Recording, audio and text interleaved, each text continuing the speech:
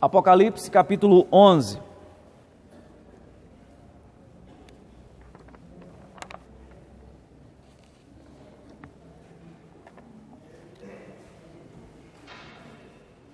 Nós estamos fazendo a exposição desse livro e já chegamos aí neste capítulo.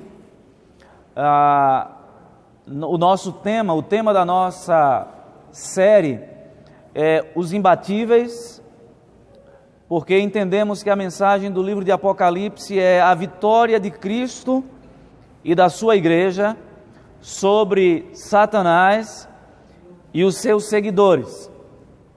Esta é a mensagem do livro de Apocalipse. E nós temos defendido aqui uma exposição em que o livro é dividido em 7 sessões. E cada uma dessas sessões conta a história da igreja, mostrando o seu período aqui nesse mundo de pregação do Evangelho. Mostra também um período de perseguição e, por fim, o julgamento de Deus, o estabelecimento do novo céu e da nova terra. Cada uma dessas 7 sessões, elas vão progredindo até que nós chegamos na última sessão, a 7ª, que nós vemos ali o estabelecimento do novo céu e da nova terra no capítulo 21 e também capítulo 22. E nós estamos na 3ª sessão desse livro. Eu gostaria de ler com os irmãos capítulo 11, apenas os 2 primeiros versículos. E nós vamos dividir a exposição desse capítulo em 3 sermões. O primeiro sermão nós vamos falar sobre, do verso 1 e verso 2, sobre a separação entre santos e profanos na igreja de Cristo. A nossa segunda mensagem, do verso 3 ao verso 14, nós vamos falar sobre a pregação do Evangelho pela igreja em toda a terra. E por fim, nós vamos falar do estabelecimento definitivo do reino de Cristo, do reino universal de Cristo. Então, os irmãos acompanhem a leitura da palavra do Senhor, que nos diz assim, Apocalipse capítulo 11, versículos 1 e 2. Foi-me dado um caniço, semelhante a uma vara, e também me foi dito, dispõe-te e mede o santuário de Deus, o seu altar e os que nele adoram, mas deixa de parte o átrio exterior do santuário, e não meças, porque foi ele dado aos gentios. Estes por 42 meses calcarão aos pés a cidade santa. Até aqui. Vamos orar mais uma vez ao Senhor. Ó Deus, nós estamos diante da Tua palavra, Senhor, e desejamos ser edificados por ela nessa noite.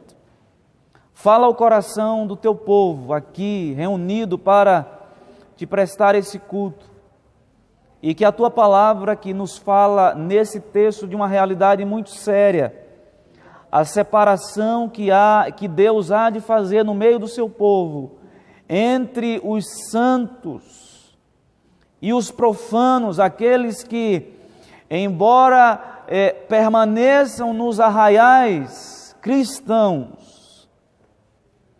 permanecem, mas sem nenhum compromisso de vida e de fé com o Senhor.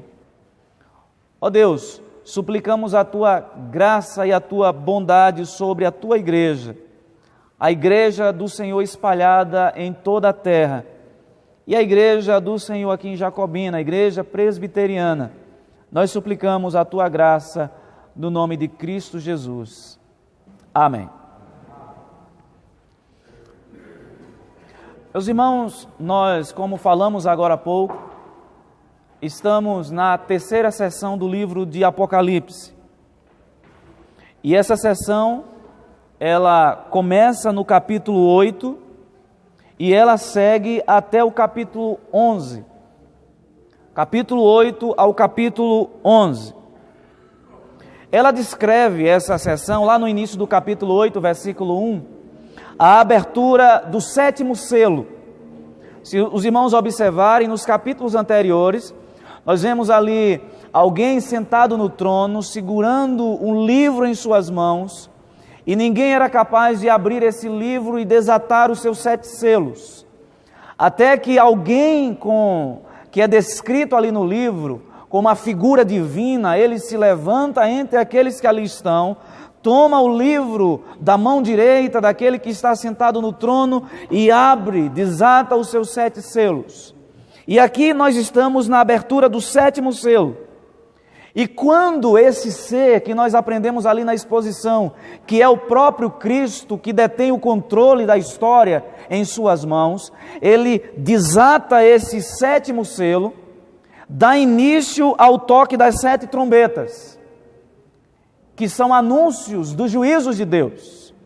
As trombetas são sinais de que o juízo de Deus está prestes a se manifestar sobre a humanidade criada pelo Senhor.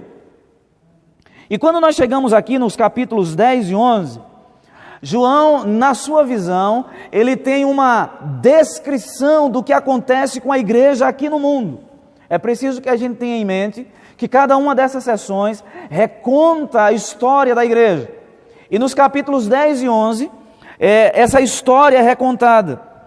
E um anjo, agora no capítulo 11, no capítulo 10, com um livro pequeno, e as 2 testemunhas, no capítulo 11, que nós vamos ver a partir da próxima semana. No capítulo 10, João teve uma visão do livrinho, e esse livrinho continha a mensagem do Evangelho. E nós aprendemos que João diz que o anjo ordena que ele coma aquele livro. E aquele livro, ele tinha 2 aspectos interessantes. Ele era doce e amargo ao mesmo tempo. Ele era doce ao seu paladar, mas amargo no seu estômago. E nós aprendemos que essa é uma representação simbólica do que é a mensagem do Evangelho. Essa mensagem que tem esses 2 aspectos, ela ao mesmo tempo é a mensagem doce, é a mensagem de salvação, é a mensagem de esperança para aqueles que pertencem ao Senhor, mas também é a mensagem amarga, por causa daqueles que não aceitam, não recebem esse Evangelho. Portanto, o capítulo 10 e 11, os capítulos 10 e 11, contam a história da igreja, com ênfase na pregação do Evangelho, com ênfase na mensagem do reino, a mensagem salvadora de nosso Senhor Jesus Cristo, mas a mensagem de condenação também. Nós aprendemos aqui hoje pela manhã, na ocasião da escola dominical, o apóstolo Paulo falando desse duplo aspecto do Evangelho, quando ele diz que é o bom perfume de Cristo, mas ao mesmo tempo ele tem cheiro de morte. O perfume de Cristo, ele é bom, ele é agradável para aqueles que recebem esse Evangelho e trilham por esse Evangelho. Ele é doce, ele tem um cheiro do bom perfume. Mas para aqueles que se perdem, essa mesma mensagem, ela tem cheiro de morte, porque a mensagem do Evangelho é Deus chamando o homem ao arrependimento. E aqueles que não se arrependem, se endurecem mais ainda. E por isso, a mensagem do Evangelho é uma afronta a eles. Vamos então aqui, a nossa exposição.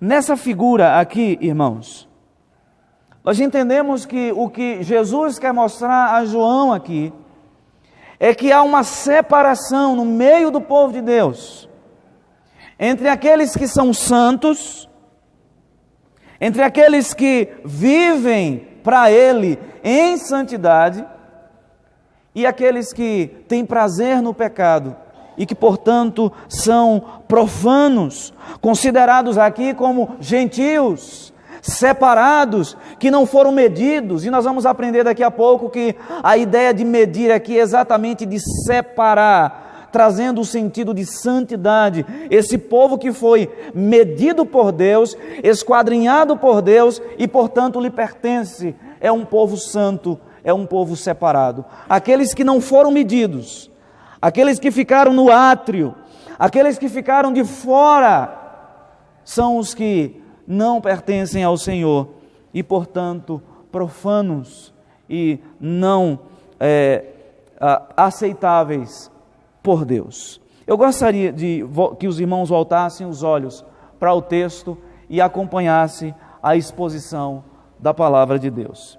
Primeira coisa que nós observamos aí, no verso 1, a palavra do Senhor nos diz: foi-me dado um caniço semelhante a uma vara, e também me foi dito: dispõe-te e mede o santuário de Deus, o seu altar e os que nele adoram. Nós observamos aqui que nessa visão, alguém que não é descrito aqui no texto, dá a João um caniço, semelhante a uma vara de medir. E ele recebe uma ordem muito clara. A ordem era que com aquela vara, ele medisse o santuário de Deus, o altar, que trazendo essa figura do Antigo Testamento, era o lugar da adoração, era o lugar do sacrifício, era o lugar da entrega. Mas ele não deveria medir o pátio que está do lado de fora. E a razão era porque esta parte tinha sido entregue aos gentios, para que eles pudessem pisar por 42 meses a cidade santa. Duas perguntas inquietantes. Por que essa medição? O que ela significa? O livro de Apocalipse mistura linguagens objetivas, claras, uma linguagem literal em alguns momentos, mas mistura em outros momentos com linguagem simbólica. É por essa razão que muitas pessoas às vezes não entendem o que está escrito no livro de Apocalipse, quando elas tentam aplicar uma interpretação literal. O que é que João está querendo dizer com essas figuras?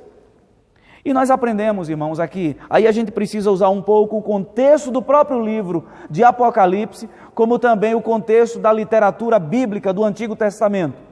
E nós aprendemos aqui, com base no capítulo 21, eu gostaria que você acompanhasse comigo, capítulo 21, versículos 15 e 27, que tem uma narrativa paralela, semelhante a essa do capítulo 11.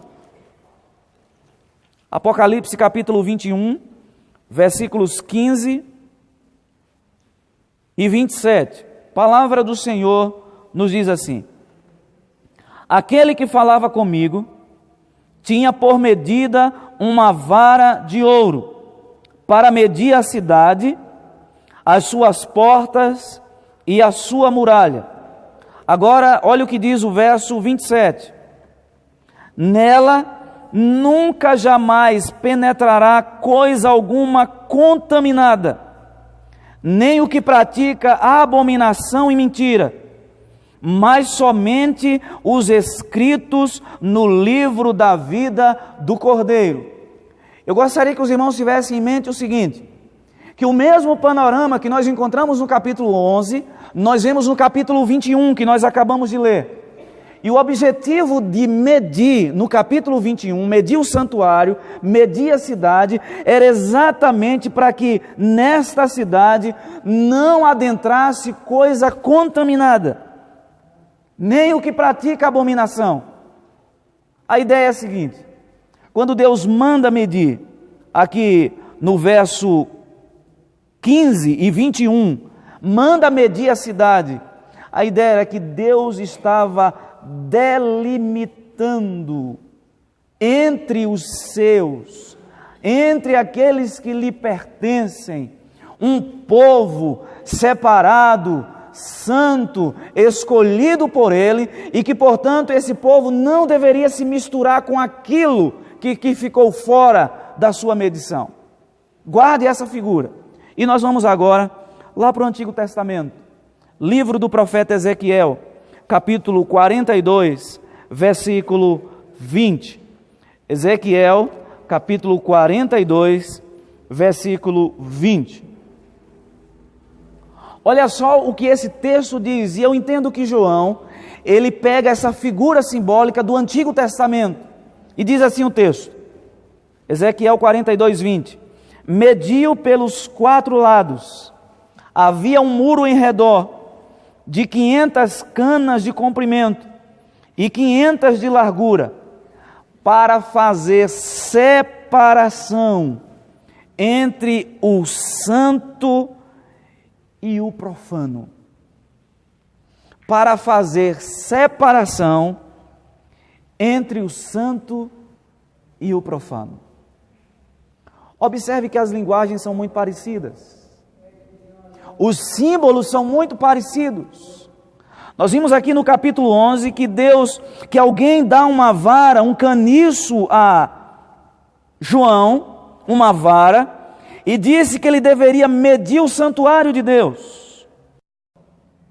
Quando nós pegamos essa figura de medição aqui, e comparamos com o capítulo 21, e comparamos com o contexto do Antigo Testamento, nós observamos que o propósito de Deus, o propósito de Cristo, ao dar a João essa vara de medir, era exatamente Deus querendo dizer o seguinte: eu quero esquadrinhar o meu povo. Eu quero fazer separação no meio do meu povo. Eu quero separar, de fato, aqueles que me seguem daqueles que não me seguem, para que não entre coisa profana, imunda na minha presença. Nós chegamos à conclusão de que a medição do santuário significa apartá-lo de tudo o que é profano. Hoje nós não usamos no Novo Testamento essa figura de altar como sendo um lugar de templo diante de Deus, como sendo uma referência, um lugar. Isso já caiu por terra no Novo Testamento com a vinda do templo, que é Jesus, o maior templo. Essa ideia de altar já caiu por terra, porque agora nós é quem somos o altar de Deus. Portanto, o que João está querendo, o que Jesus está querendo mostrar por meio dessa visão a João é que ele vai separar no meio do seu povo aqueles que de fato lhe pertencem, aqueles que são santos a ele, daqueles que estão longe da sua presença. O que essa visão significa? Quando nós fizemos a exposição do capítulo 1, nós aprendemos que João viu 7 candeeiros de ouro. Na visão que João teve, esses 7 candeeiros eram literais. Mas esses candeeiros, eles têm uma visão, um significado simbólico. Aqueles candeeiros representavam simbolicamente a igreja de Cristo. Jesus caminhando, passeando no meio dos 7 candeeiros. Quando nós pegamos essa visão simbólica, essa aplicação simbólica daqueles candeeiros representando a igreja, que é um luzeiro no mundo, esse santuário, o santuário do capítulo 11, representa e simboliza a igreja verdadeira do Senhor. Isto é, todos aqueles que estão em Cristo e têm a habitação do Espírito Santo nos seus corações. Eles são medidos, os servos de Deus, eles são medidos e esquadrinhados o tempo todo. O Senhor vasculha o nosso coração. A palavra do Senhor diz no Salmo 139, que Deus sonda, Ele esquadrinha, Ele conhece o coração, Ele conhece o coração do seu filho, do seu povo, Ele esquadrinha e é capaz de entender e perceber até mesmo intenções não reveladas por meio de palavras e atos. O Senhor esquadrinha, e pelo fato de Deus medir e separar, eles estão livres do juízo de Deus que virá sobre o mundo. A ideia de medir aqui é de delimitar. Deus está separando para si um povo santo, e esse povo separado por Deus está livre, longe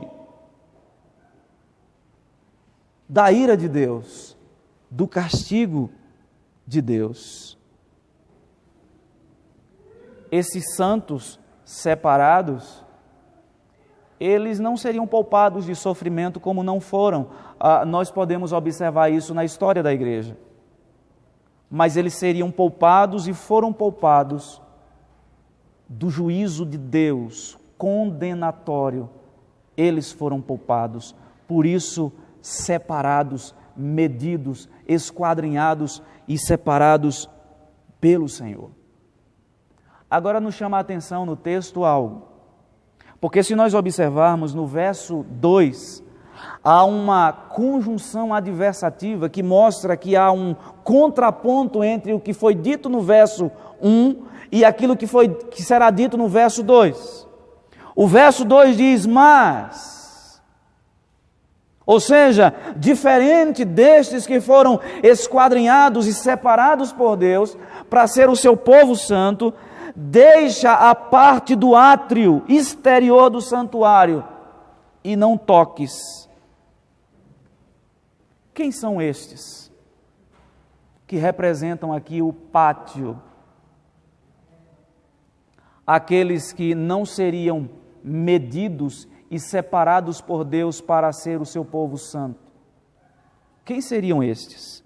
O texto diz que deixa a parte do átrio exterior do santuário e não meças, porque ele foi dado aos gentios. Meus irmãos, eu entendo que aqui não se trata de ímpios fora da igreja, porque o átrio, essa parte que não foi medida, ela fazia parte da estrutura do templo, do tabernáculo. Portanto, o que Jesus está querendo chamar a atenção de João aqui, é que esta parte que foi separada, preterida, que não foi medida, separada para ser santa e guardada por Deus, não era um povo totalmente alheio a Ele, mas era um povo que fazia parte de alguma forma daquele povo, mas que foi preterido pelo Senhor. Se a gente entende que o santuário aqui, tirando a interpretação do símbolo, representa o povo de Deus, que hoje é o altar do Senhor, a habitação do seu Espírito, estes que representam o pátio são aqueles que, embora estejam nas igrejas, embora pertençam à comunidade, não podem ser considerados como verdadeiros servos do Senhor. E é interessante notar que quem faz esse esquadrinhamento é João, orientado pelo próprio Senhor. Não é João por si mesmo que emite o juízo para determinar quem ou não quem será medido. É o próprio Senhor que esquadrinha a sua igreja, que conhece a sua igreja, que faz essa separação entre aqueles que foram separados para serem santos, livres de toda e qualquer profanação, daqueles que, embora ali, fazendo parte daquela estrutura do tabernáculo e do templo, o átrio não fazia parte do povo de Deus. Assim como na visão dos gentios, eles são pisoteados pelos